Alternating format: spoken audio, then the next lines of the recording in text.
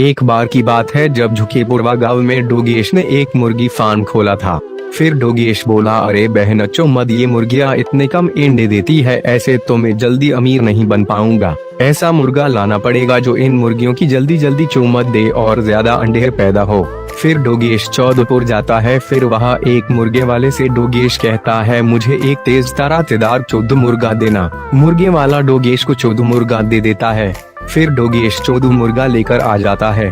फिर मुर्गा एक साथ सारी मुर्गियों को चुम्मने लगता है। ये देखकर डोगेश बहुत खुश हो जाता है। फिर वहाँ से डोगेश चला जाता है। 5 hours later. फिर डोगेश देखता है कि मुर्गा उसकी मुर्गियों को चोदने में व्यस्त है और कुछ मुर्गियां मुर्गे से चुदते चुदते ही मर गई है। ये सब देखकर डोगेश कहता है, ऐसे तो मेरी सारी मुर्गियां मर जाएगी। फिर डोगेश मुर्गे को पकड़कर पिंजरे में बंद कर देता है। लेकिन कुछ समय बाद मुर्गा पिंजरे की जाली फाड़ के बाहर निकल आता है और मुर्गियों को चौदने लगता है। फिर डोगेश मुर्गे को देखकर कहता है, मुर्गे का लंड है या इंजन का पिस्टन रुकने का नाम ही नहीं ले रहा है।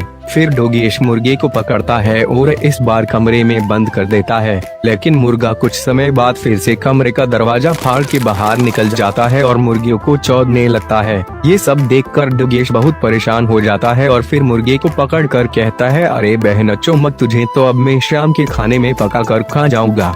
फिर डोगेश मुर्गे को खा जाता है। फिर अगली ही सुबह मुर्गा डोगेश की गांड फाड़ के बाहर निकल जाता है।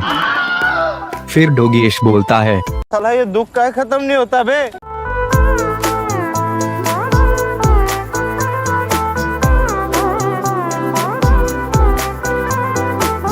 डोगेश प्रो मैक्स चैनल को सब्सक्राइब करें।